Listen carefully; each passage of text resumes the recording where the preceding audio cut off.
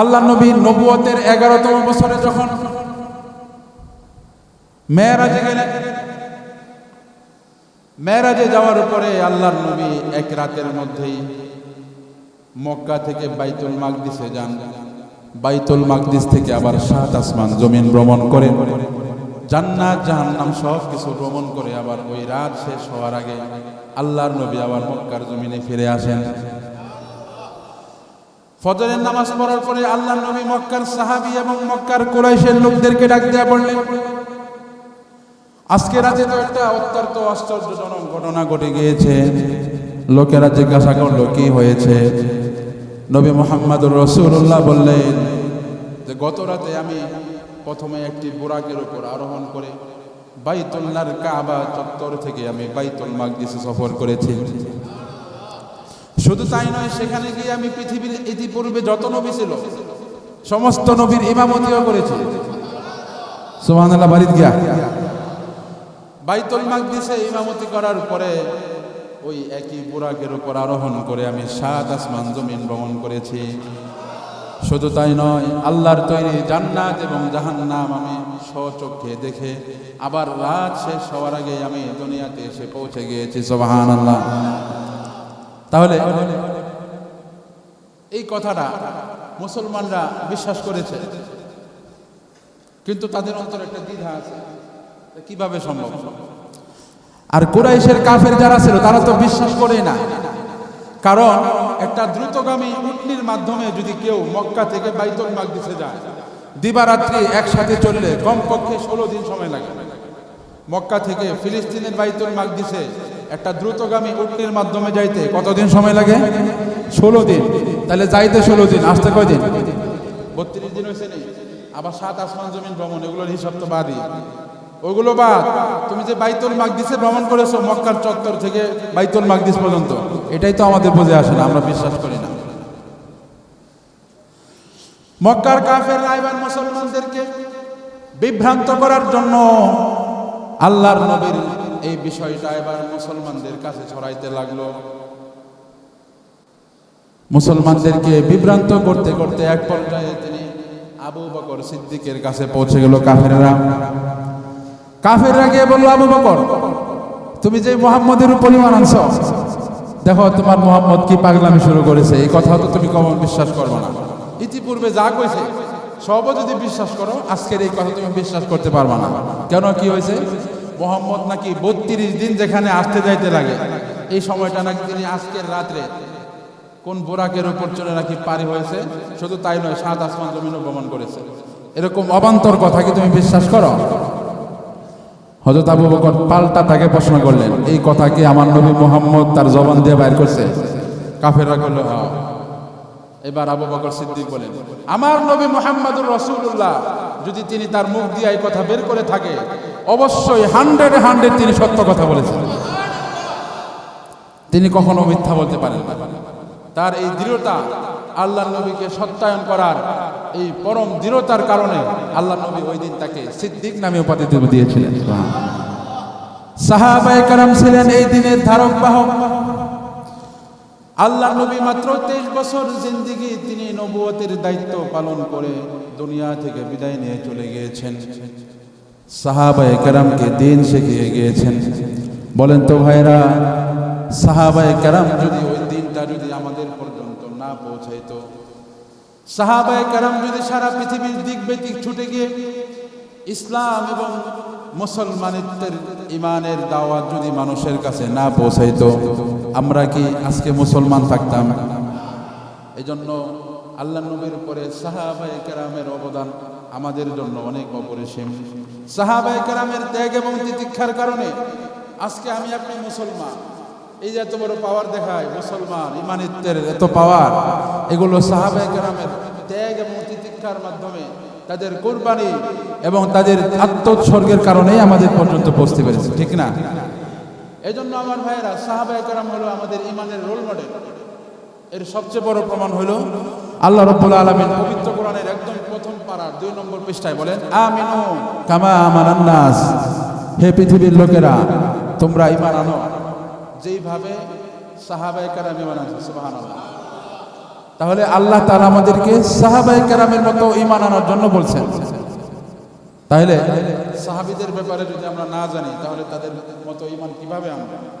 তাদের ঈমান, তাদের আমল, ইসলামের জন্য তাদের ত্যাগ কিরকম ছিল এটা যদি আমরা না জানি তাহলে আমল করব কিভাবে, ঈমান আনবো কিভাবে? কিভাবে আমরা তাদের মতো আমল করব? এজন্য তাদের জীবনীও জানার দরকার আছে না নাই? এই হিসাবে আল্লাহ রাসূলের বায়োগ্রাফির পরে ইসলামের যে বড় বড় 4 জন খলিফা এবং সাহাবী, এদের মধ্যে সর্বপ্রথম যে সাহাবীর আলোচনা আসে বলেন তো তার নাম কি?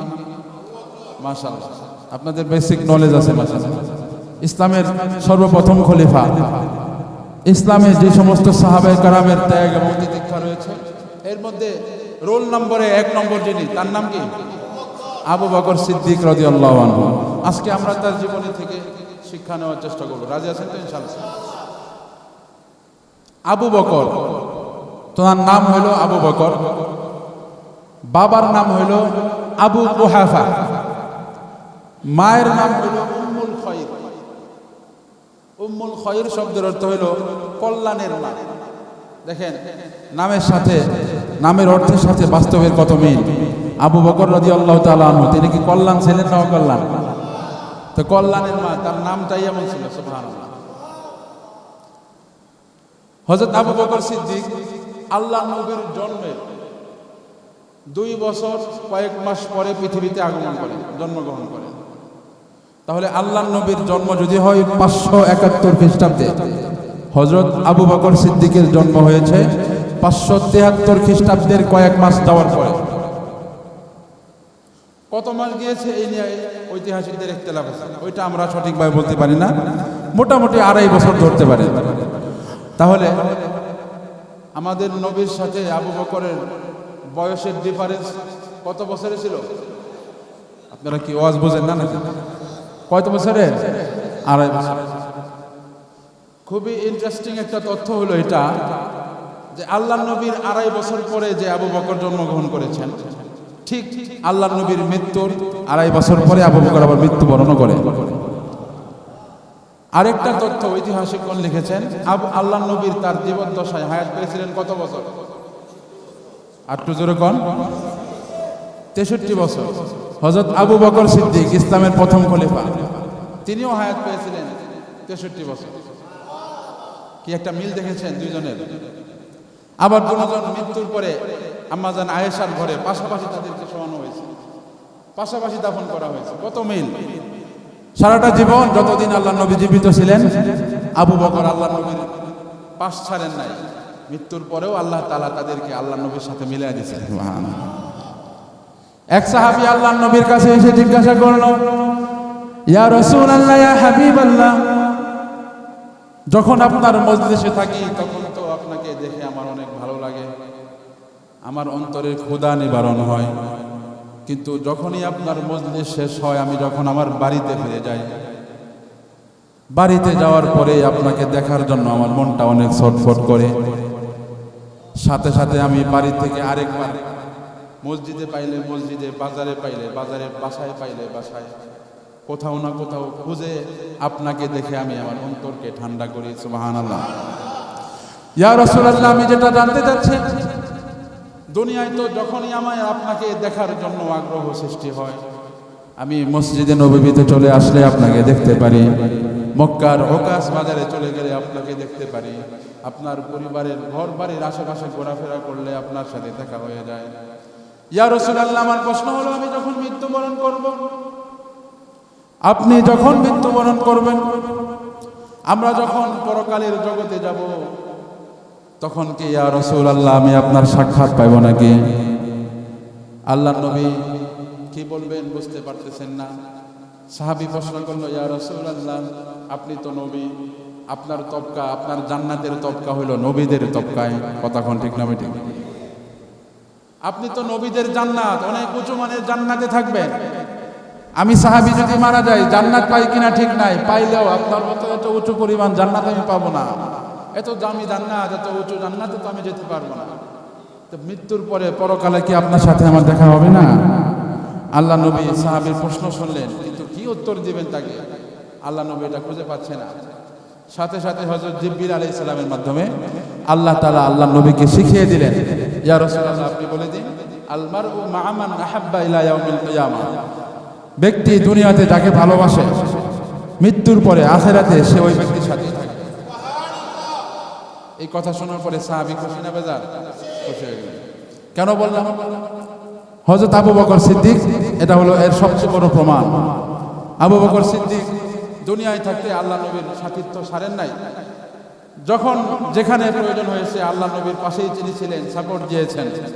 দেখেন আল্লাহ তাআলা তার মর্যাদা কত বাড়িয়ে দিয়েছে, আল্লাহ নবীর সাথেই তার রওজার সাথেই তার কবর রেখেছেন। সুবহানাল্লাহ।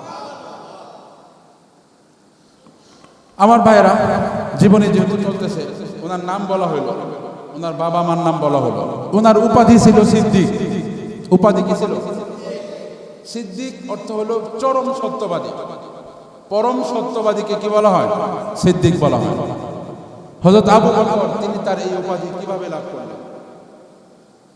আল্লাহ নবী নবুয়তের 11তম বছরে যখন মেরাজে গেলেন,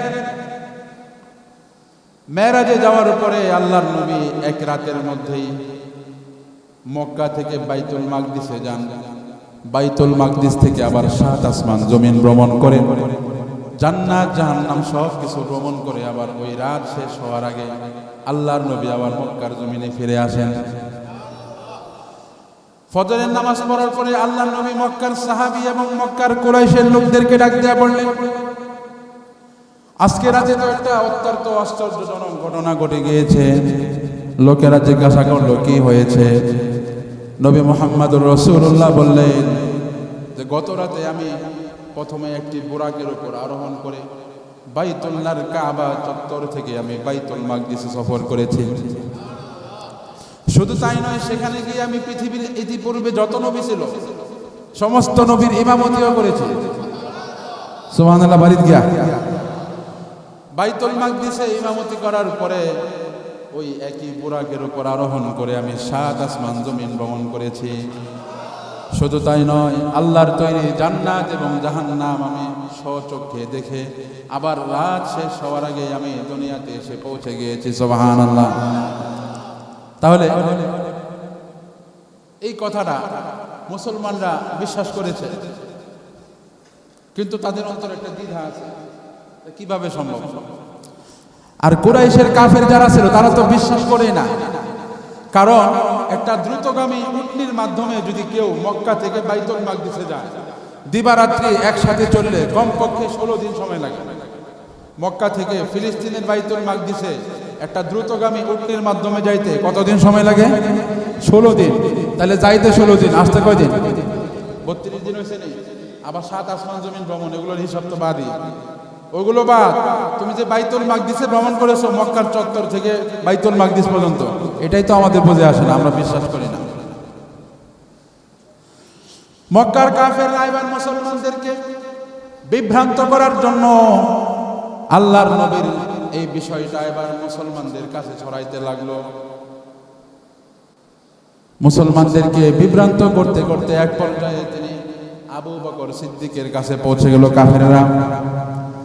কাফেররা গিয়ে বলল, আবু বকর তুমি যে মুহাম্মদের উপর ঈমান আনছো, দেখো তোমার মুহাম্মদ কি পাগলামি শুরু করেছে, এই কথা তো তুমি কখন বিশ্বাস করবে না।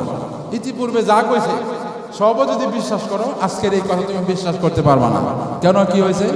মুহাম্মদ নাকি 32 দিন যেখানে আসতে যাইতে লাগে, এই সময়টা নাকি তিনি আজকের রাত্রে কোন বোরাকের উপর চলে নাকি পারি হয়েছে।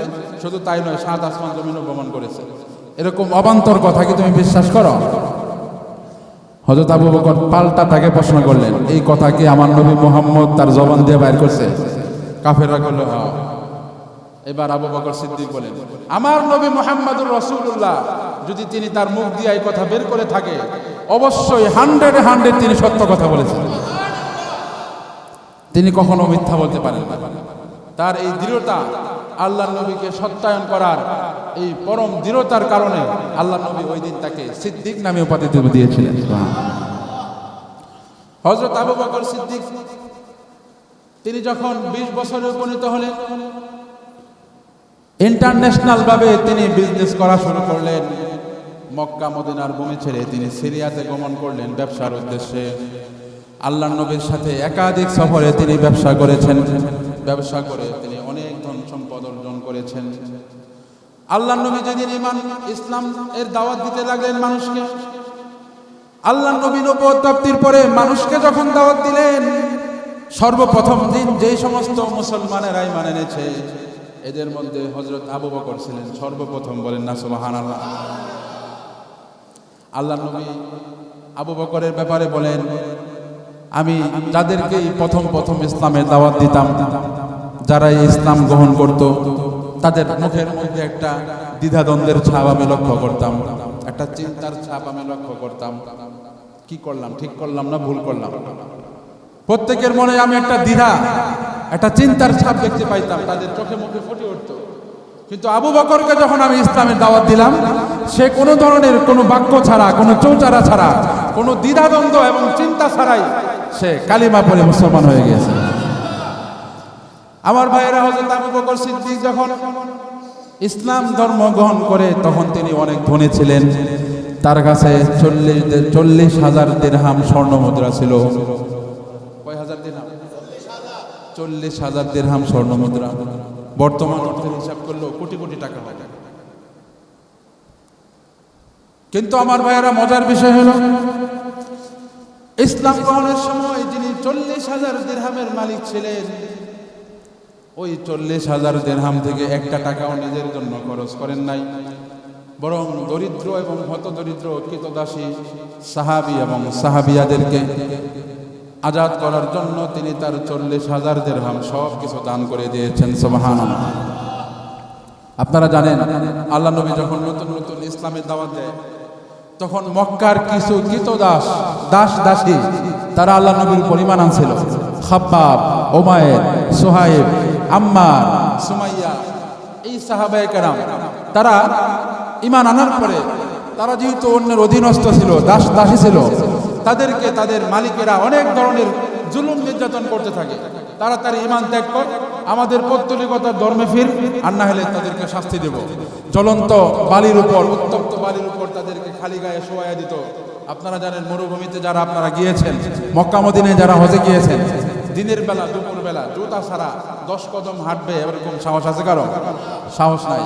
এখানে অনেক হাজি সাহেব আছেন, আপনারা জানেন। এরকম উত্তপ্ত বালির উপর তাদেরকে একদম উলঙ্গ শরীরে শুয়ে দিত, বিভিন্ন ধরনের কষ্ট দিত।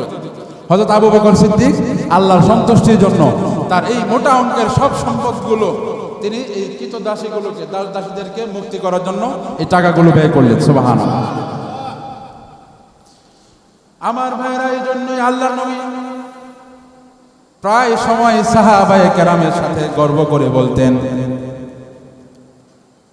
আমি আমার জীবনে সমস্ত সাহাবীদের ইহসানের বদলা দিতে সক্ষম হয়েছি, কিন্তু আবু বকর সিদ্দিক আমার উপর যে ইহসান করেছে, আবু বকর সিদ্দিক মুসলমানদের জন্য যে ইহসান এবং অনুগ্রহ করেছে, আমি নবী তার অনুগ্রহের প্রতিদান এখনো দিতে পারি নাই। সুবহানাল্লাহ। এজন্য আল্লাহ নবী দোয়া করতেন, ইয়া রাব্বাল আলামিন, হে আরশে আজিমের মালিক, আবু বকর সিদ্দিকের দানের এবং তার ইহসানের, তার অনুগ্রহের প্রতিদান আমি নবী যেহেতু দিতে পারি নাই, আল্লাহ আপনি আরশে আজিমের মালিক, স্বয়ং আপনি নিজে আবু বকরের এই ইহসানের অনুগ্রহের বদলা দিয়ে দেন। এই ছিল আবু বকর।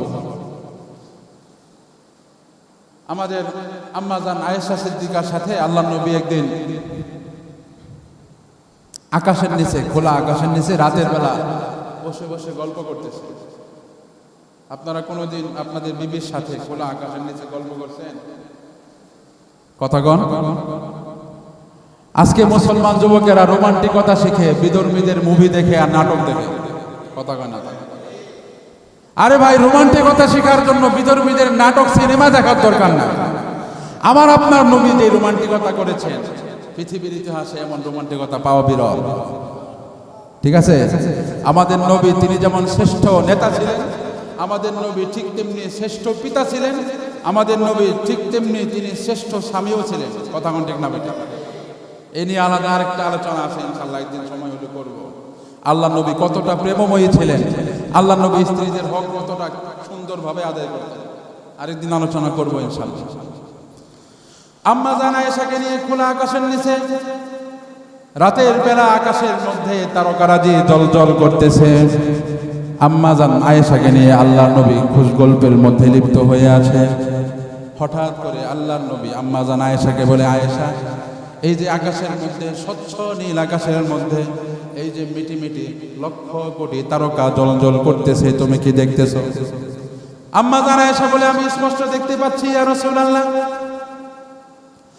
আল্লাহর হাবিব বললেন, আয়েশা, তুমি কি জানো আমার উম্মতের মধ্যে আমার একজন উম্মত এমন আছে, এই আকাশে লক্ষ কোটি তারকারাজি যত পরিমাণ আছে, এই লক্ষ কোটি তারকারাজির থেকেও আমার উম্মতের একজন লোক আছে যার সওয়াব এই লক্ষ কোটি তারকার থেকেও বেশি। বলেন না সুবহানাল্লাহ।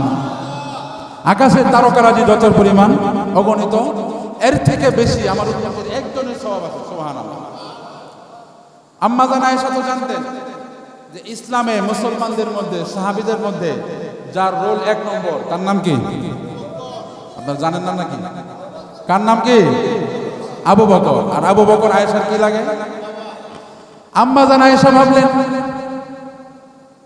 যেহেতু একজন উম্মত এত বিশাল পরিমাণ সওয়াবের মালিক, আর আমার বাবা হলেন এই উম্মতের মধ্যে এক নম্বর রোল, সবার আগে মানানছে, ইসলামের জন্য বেশি ত্যাগ করেছে, সুতরাং আম্মা জান আয়েশা তিনি এবার মনে মনে বুঝে ফেললেন আল্লাহর রাসূল এবার আবু বকরের নাম বলবে।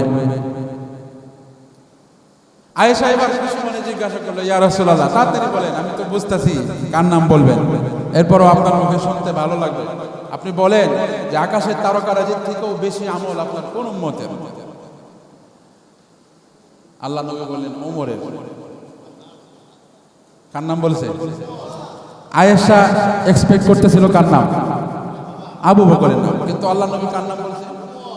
এবার আয়েশা খুশি না বেজার? আপনি ভাবি সাহেবের কাছে যদি আপনার শ্বশুরের একটু বদনাম করেন, দেখবেন এক সপ্তাহ পরের তরকারি মজা হইব না। আর যদি ভাবির বাবার একটু প্রশংসা করতে পারেন, দেখবেন ইউটিউব দেখে বিভিন্ন নতুন নতুন রেসিপি করে ঢুকতেছে। কথা কয় না তো? আর এগুলো কি আপনারা দেখেন না নাকি? মহিলারা বাবার প্রশংসা করলে খুশি না বেজার হয়? তো এইবার যখন ওমরের নাম বলছে, তখন আয়েশা খুশি হয়েছে না বেজার হয়েছে? আয়েশার হাসি মুখটা বেজার হয়ে গেল। এবার স্ত্রীকে খুশি করার দরকার আছে না নাই? রাগ করলে রাগ ভাঙাইতে হবে কিনা? এটাও রাসূলের সুন্নাত। আমাদের সমাজে অনেক পুরুষ মানুষ এমন আছে, নিজেই অপরাধ করে, নিজেই লাথ খায়, নিজেই ঘুষ খায়, আবার নিজেই রাগ করে বসে থাকে। স্ত্রী মায়ের খাইছে, মায়ের খায় আয়েশা আবার পাও ধরতে হবে, মানে অপরাধও নিজের, আবার তার কাছে এসে আরেকজন মাপ চায়। এমন আছে না নাই? কিন্তু স্ত্রী যদি লিগ্যাল কোনো কারণে মনটা খারাপ করে, তার মন খুশি করার দায়িত্ব কার? কিন্তু আমরা করি। আমরা বাংলাদেশের পুরুষরা নিজেদেরকে যে কি মনে করি, বাঘ মনে করি, আর স্ত্রীরে মনে করি বিড়াল। অথচ স্ত্রী আল্লাহর পক্ষ থেকে একটা আমানত। কথা কয় না? এই আমানত রক্ষা করার দরকার আছে না নাই? যেই কথা বলতেছিলাম, আল্লাহর নবী যখন ওমরের নাম ঘোষণা করলেন, আম্মা জান আয়েশার মুখ বেজার হয়ে গেল। এবার আম্মা জান আয়েশার মনটা আনন্দিত করার জন্য আল্লাহ নবী বললেন, আয়েশা, তোমার মন খারাপের কোনো কারণ নাই।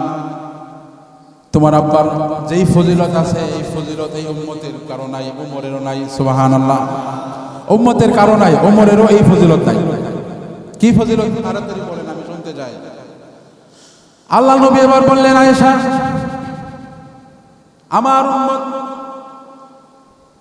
কিয়ামত পর্যন্ত যত উম্মত পৃথিবীতে আসবে, আমার সমগ্র উম্মতের আমলনামা যদি এক পাল্লায় রাখা হয়, তোমার বাবা আবু বকরের আমলনামা যদি আরেক পাল্লায় রাখা হয়, আবু বকরের আমলনামার পাল্লা বেশি ভারী হবে। এবার খুশি না বেজার? তাহলে উম্মতের মধ্যে উমরও আছে কিনা? উমরের আমলনামা এই তারকারাজি যত, এর থেকে বেশি, কিন্তু পুরা উম্মতের মধ্যে উমরও ঢুকছে কিনা? তাহলে তার বাবার আমলনামা কত বেশি? আল্লাহর নবী, সাহাবায়ে কেরাম, আমার অনিচ্ছা সত্ত্বেও তোমরা আমাকে মদিনার প্রেসিডেন্ট বানাইছো, তোমরা আমাকে মদিনার খলিফা বানাইছো। সুতরাং তোমাদেরকে আজকে আমি একটা ওসিয়ত করতে চাই, যতদিন পর্যন্ত আমি আল্লাহ এবং আল্লাহর রাসূলের হুকুম অনুযায়ী রাষ্ট্র পরিচালনা করব, কোরআন এবং সুন্নাহ অনুযায়ী যতদিন আমি রাষ্ট্র চালাইব, ঠিক ততদিনই তোমরা আমার অনুসরণ করবা। যেদিন আমি কোরআন সুন্নাহর বাহিরে কোনো আদেশ ফরমান জারি করব, কোরআন সুন্নাহর বাহিরে গিয়ে আল্লাহ আল্লাহর রাসূলের সন্তুষ্টির পথ ছেড়ে দিয়ে যেদিনই আমি পদস্খলিত হয়ে যাব, রাস্তা থেকে বিচ্যুত হয়ে যাব, সেদিন থেকেই তোমরা আমার আবু বকরের অনুসরণ করা না করা তোমাদের উপর জরুরি হয়ে পড়বে। সুবহানাল্লাহ বলবেন না? এরকম নেতা আছে বর্তমানেও। তো ইসলাম বিশ্বে এমন হওয়ার দরকার ছিল, যারাই ক্ষমতায় আসবে তারা বলবে যে যতদিন পর্যন্ত আমরা কোরআন সুন্নাহর আইন আমরা বাস্তবায়ন করব, ততদিন আপনারা আমার পিছে থাকেন। আর যখনই আমরা শরীয়তের বিরুদ্ধে কোনো বক্তব্য দিব, শরীয়তের বিরোধী কোনো আইন প্রণয়ন করতে চাইব, তখন আপনারা আমাদেরকে অনুসরণ করবেন না। এরকম সৎ সাহসের নেতা বর্তমানে আছে। দরকার তো ছিল আবু বকরের মতো এরকম সৎ সাহসী নেতা হওয়ার, কিন্তু ওই মুসলিম উম্মাহ এরকম নেতা খুঁজে পাচ্ছে না। ঠিক না ঠিক?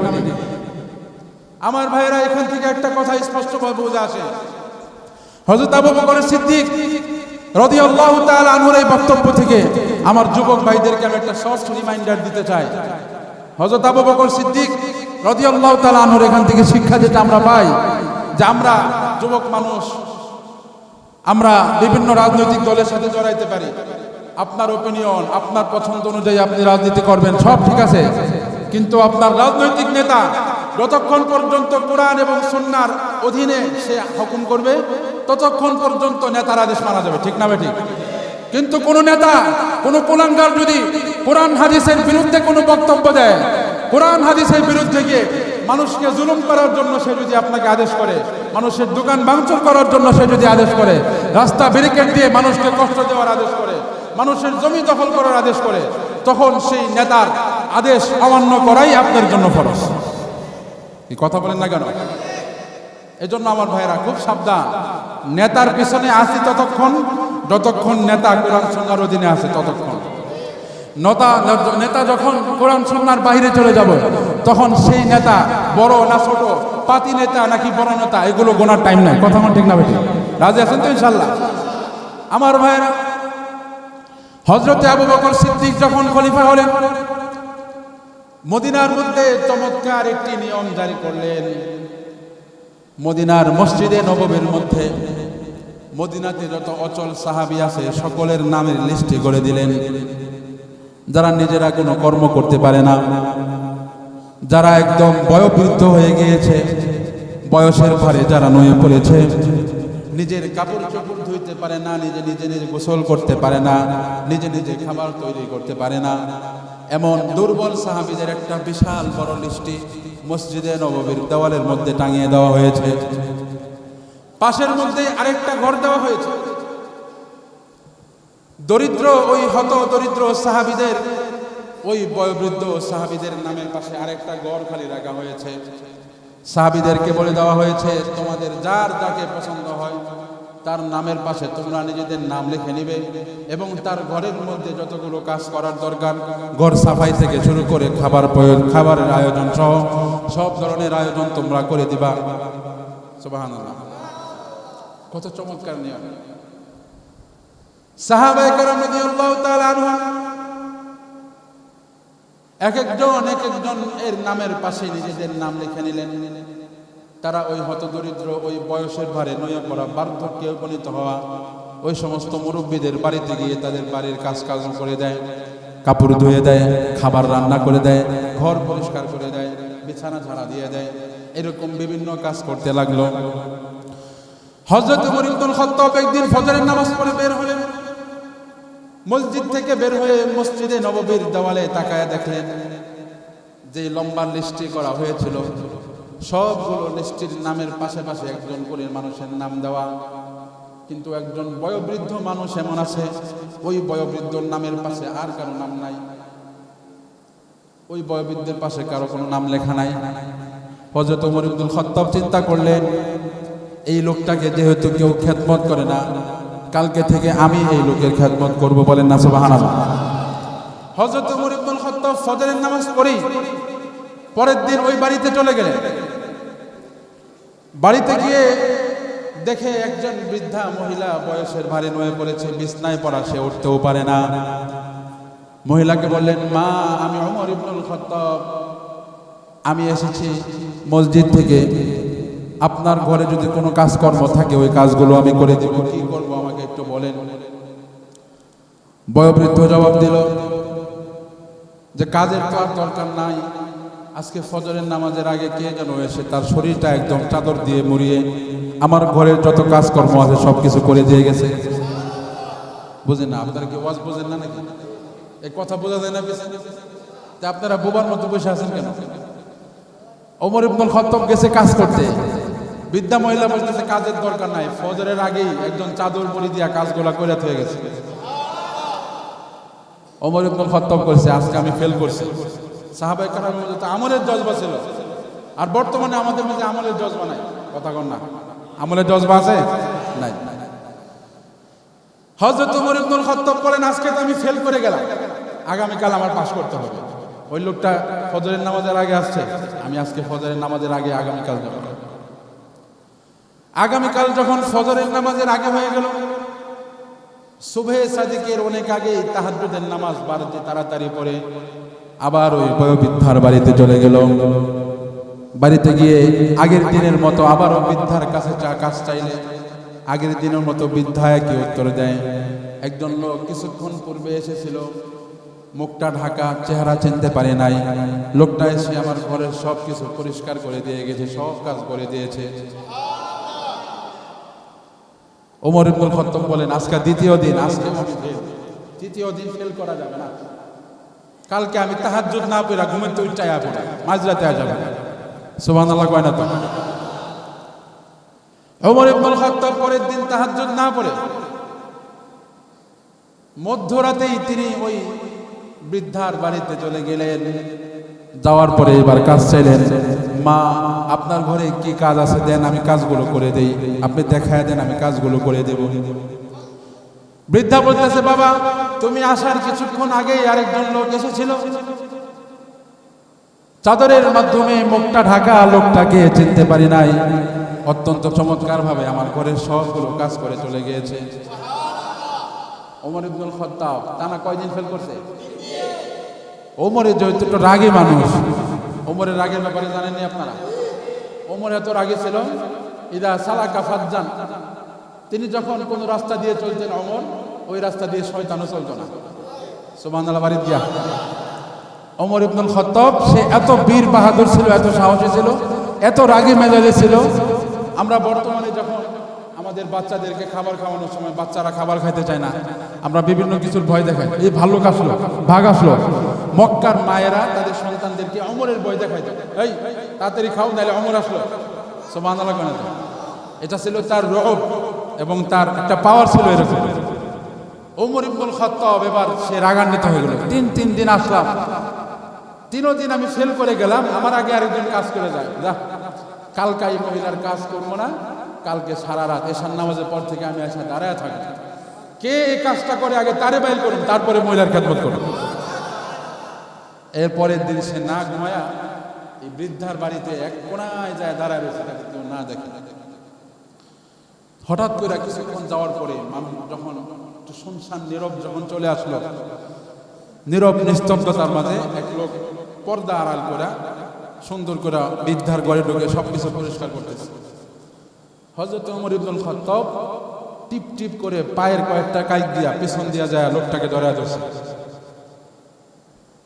ধরে বলতেছে তুমি কে, তোমার মুখ খোলো, তুমি বৃদ্ধার খেদমত করবাই যখন করো ঠিক আছে, মসজিদে নববীতে দেওয়ালের মধ্যে তুমি নাম লেখ না কেন, তুমি নাম লেখো না দেখা বারবার প্রতিদিন আইসা আমি ধোকা খাই, আয়সা দেখে কাজ তুমি কইরা ভালো, তো তুমি যখন কাজটা করোই তো ওই মসজিদে নববীর দেওয়ালে তুমি নামটা লিখতে সমস্যা কি?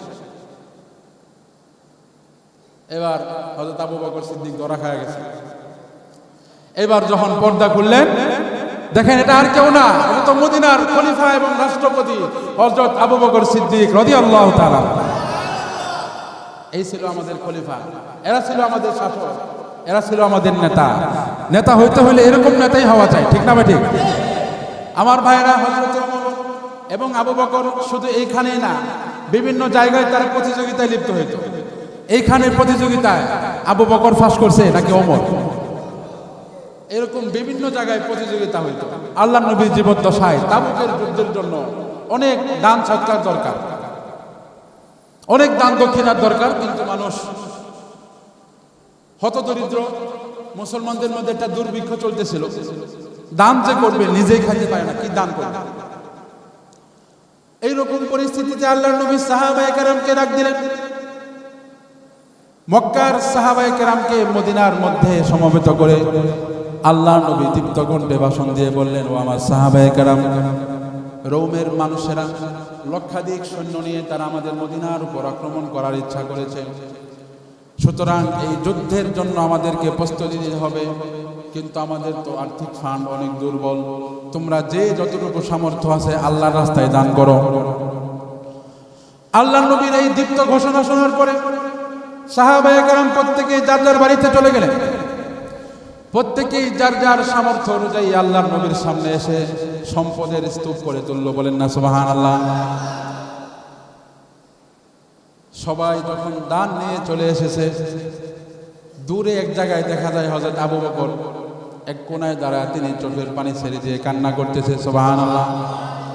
আল্লাহর নবী হযরত আবু বকরকে ডাক দিলেন, আবু বকর এদিকে আসো, তুমি ওই কোনায় দাঁড়িয়ে কেন কান্না করতেছো? আবু বকর বলেন, ইয়া রাসূলুল্লাহ, ইয়া হাবিবাল্লাহ, আমি জীবনে যতগুলো আমলের প্রতিযোগিতা করেছি কখনো কখনো আমি পরাজিত হই নাই, কিন্তু আজকে মনে হয় আমি পরাজিত হয়ে যাব। আপনার সাহাবায়ে কেরাম অঢেল সম্পদ তাদের আপনার সামনে এসে স্তূপ করতেছে, কিন্তু ইয়া রাসূলুল্লাহ আমি আমার ঘরে গিয়ে তো তেমন কিছু পাই নাই। এবার আল্লাহর নবী বললেন, তুমি যাই নিয়ে আসছো সেটাই আমার সামনে পেশ করো। আবু বকর ছোট্ট একটা পুটলি, ছোট্ট একটা টুকরার মতো আল্লাহর নবীর সামনে পেশ করলেন। এবার আল্লাহর নবী একে একে যারা ধনী সাহাবী ছিলেন তাদেরকে জিজ্ঞাসা করতে লাগলেন, ওসমান তুমি কি নিয়ে আসছো বলো তো দেখি, কতটুকু দান করেছো? ওসমান বলে, ইয়া রাসূলুল্লাহ, আমি আমার সমস্ত সম্পদের হিসাব করে দেখেছি, আমার সম্পদের যতটুকু পরিমাণ হয় এর 4 ভাগের 1 ভাগ আমি এই যুদ্ধের জন্য দান করে দিয়েছি। আপনারা কেউ দান করবেন? এখানে অনেক 5 তলার মালিক আছে, যদি বলা হয় আপনার 1 তলা বেচা মসজিদে দান করেন, করবেন? জীবনও করবেন? 4 ভাগের 1 ভাগ সম্পদ দান করবেন? আরে 10 ভাগের 1 ভাগ করবেন? যদি 100 ভাগের 1 ভাগ বলে তাও তো করবেন না, এরকম লোক পাওয়াই যাবে না। 4 ভাগের 1 ভাগ এটা কম না কিন্তু। এরপরে আল্লাহ নবী হযরত ওমর ইবনুল খাত্তাবকে জিজ্ঞাসা করলেন, ওমর তুমি কি দান করেছো? ওমর বললেন, ইয়া রাসূলুল্লাহ, ইয়া হাবিবাল্লাহ, আমি আমার টোটাল সহায় সম্পদ থেকে হিসাব করে আমি অর্ধেক পরিমাণ সম্পদ আল্লাহর রাস্তায় দান করেছি। এবার সর্বশেষ আবু বকরকে জিজ্ঞাসা করে, আবু বকর তুমি তোমার বাড়িতে কি রাখা আছো? প্রশ্নের ধরনটা বুঝছেন? এতক্ষণ সাহাবীদেরকে জিজ্ঞাসা করছে তুমি কি দান করছো, আবু বকরকে প্রশ্নটাই উল্টা গেছে, আবু বকর তুমি বাড়িতে কি রাখা আছো? সুবহানাল্লাহ। প্রশ্নের ধরনটা বুঝছেন আপনারা? আগে সবাইকে জিজ্ঞাসা করছে তুমি কি দান করছো, কি দান করেছো, আর আবু বকরকে জিজ্ঞাসা করে নাই কি দান করছো, তাকে জিজ্ঞাসা করছে ঘরে কি রাখা আছো। সুবহানাল্লাহ। আবু বকর সিদ্দিক চোখের পানি ছেড়ে দিয়ে বলেন, ইয়া রাসূলুল্লাহ, ইয়া হাবিবাল্লাহ, আমি তো তেমন কিছু আনতে পারি নাই, আমার ঘরে তো তেমন কোনো সম্পদ নাই, একটা ভাঙ্গা ঠালা আছে, একটা পানি খাওয়ার পেয়ালা ছিল, একটা কাপড়ের টুকরা ছিল, আর এক মুঠ গম ছিল, যা কিছু ছিল সবগুলো এই টুকরির মধ্যে বেঁধে নিয়ে এসেছি। আল্লাহ নবী জিজ্ঞাসা করলেন, আবু বকর তাহলে তোমার বাড়িতে গিয়ে রেখে এসেছো, তোমার পরিবারের জন্য কি রেখে এসেছো? আবু বকর সিদ্দিক জবাব দেয়, ইয়া রাসূলুল্লাহ, পার্থিব দুনিয়ার কোনো কিছু আমার পরিবারের জন্য রেখে আসতে পারি নাই, তবে আমি আমার ঘরের মধ্যে আল্লাহ এবং আল্লাহর রাসূলকে রেখে এসেছি। এরকম দান করার দরকার আছে না? নাই? ইসলামের জন্য অনেক সময় এরকম প্রয়োজন হয়, তখন দান করতে রাজি আছেন তো ইনশাআল্লাহ? এখন যদি আপনাদের সামনে আমি কিছু হাত পাতি, আপনারা কি দান করতে পারবেন? আপনারা জানেন আপনাদের মসজিদের এসি গত 5-6 দিন ধরে চলতেছে না। আজকে শুক্রবার হিসেবে মসজিদের এসি সারা হয়েছে, কিন্তু ভালো সার্ভিস দিচ্ছে না, আপনারা জানেন, ঠান্ডা হচ্ছে না। মেকানিক দেখানো হয়েছে, 2-3 মেকানিক দেখানোর পরে গতকাল একজন মেকারের সাথে কনফার্ম করা হয়েছে কাজটা, উনি হয়তো আজকে জমার পরে অথবা কালকে চলে আসবেন, কাজটা করবেন। একটা মোটামুটি 15-20 হাজার টাকার একটা কাজ। তো এই 20,000 টাকা আমি কি আপনাদের কাছে আজকে পাইব? আমি কি এই সাহসটা করতে পারি? আচ্ছা, আপনাদের বাবা মা মারা গিয়েছে কার? একটু হাত তুলে দেখান তো। বাবা মা অথবা শুধু বাবা বা শুধু মা। আমি এরকম একজন মা বাবার পাগল দেখতে চাই যে মসজিদে আল্লাহর সন্তুষ্টির জন্য সে এসি লাগাইবে, আল্লাহ তাআলা তার মা বাবার কবরের মধ্যে এয়ার কন্ডিশন জান্নাতের বাতাস বয়া দেবে। এরকম মা বাবা পাগল আমি একজন দেখতে চাই যে 10,000 টাকা এসি ঠিক করার জন্য দিবে। কেউ আছেন? মা বাবার কবরের শান্তির জন্য আল্লাহ তাআলা তার মা বাবার কবরকে, আমি দোয়া করব, অন্তর থেকে আমি দোয়া করব, আল্লাহ তাআলা তার কবর পর্যন্ত জান্নাতের একটা আবহাওয়া জারি করে দেয়। কোন ভাই আছেন 10,000 টাকা দিবে? 10,000 কত? মাশাআল্লাহ, একটু দাঁড়ান ভাই। দান কোন সময় গোপনে করা উত্তম, কোন সময় প্রকাশ্য করা উত্তম। আমরা সকলে বলি মারহাবা। আমাদের এই মিরাজুল ইসলাম ভাই, আমি কি বলবো, আমার এখানে যারা নিয়মিত নামাজ পড়ে এদের মধ্যে মানে যদি 5 জন মুসল্লি আমি নির্ধারণ করি যে এরা সবসময় কন্টিনিউ নামাজ পড়ে এবং খুবই ভদ্র, এর মধ্যে একজন হলো মিরাজ ভাই। আল্লাহ তাআলা ওনার ব্যবসাতে বরকত দান করেন, ওনার জানমালে বরকত দান করেন, ওনার মা বাবার কবর আল্লাহ তাআলা জান্নাতের বাগান বানায় দেন। আরেকটা সাহস করতে পারি? আর কোন আছেন মা বাবার পাগল যে 10,000 টাকা দিবেন, আল্লাহর ঘরে এসি লাগাবেন, এই এসির বাতাস খায় মুসল্লিরা নামাজ পড়বে, আল্লাহ তাআলা এই ওসিলায় আপনার মা বাবার কবরের মধ্যে শান্তির আলো আবহাওয়া বয়ে দিবেন? নাই? তাহলে 2 জন ব্যক্তি ভাগ করে নেন, 5,000 করে দিবেন। 5,000 করে দিবেন, এমন কেউ আছেন? আলহামদুলিল্লাহ, আমাদের স্যার মাওলানা সালাউদ্দিন সাহেব তিনি দিবেন 5,000 টাকা। আর আমাদের পরে আরেকজন আমাদের মসজিদ কমিটির সদস্য, স্যারের নামটা আফতাবউদ্দিন স্যার, তিনি দিবেন 5,000 টাকা। সকলে বলি মারহাবা। দুজনই শিক্ষক, আল্লাহ তাআলা তাদের জীবনের মধ্যে হায়াতের মধ্যে বরকত দান করেন। সকলে বলেন আমিন। আল্লাহ তাদের জানমালে বরকত দান করেন, আমিন। আল্লাহ আপনি তাদের মনের যে আশা আছে সেগুলো আপনি পূরণ করে দেন, আমিন। বাকি আর কাছে চাওয়ার লাগলো না, আলহামদুলিল্লাহ আল্লাহ ব্যবস্থা করে দিয়েছেন। মিরাজ ভাই দিবেন 10,000, আর 2 স্যার আমার অনেক মহব্বতের মানুষ, তারা 2 জন মিলে দিবেন 10,000। আল্লাহ তাআলা তাদের দানকে কবুল করেন। ইনশাআল্লাহ আগামীকালই হয়তো এসি ঠিক করার জন্য চলে আসবে, আমরা ইনশাআল্লাহ এসির বাতাসে আবার নামাজ পড়তে পারবো। যতটুকু আলোচনা হয়েছে আমাদের সবাইকে আল্লাহ তাআলা আমল করার তৌফিক দান করুন, আমিন।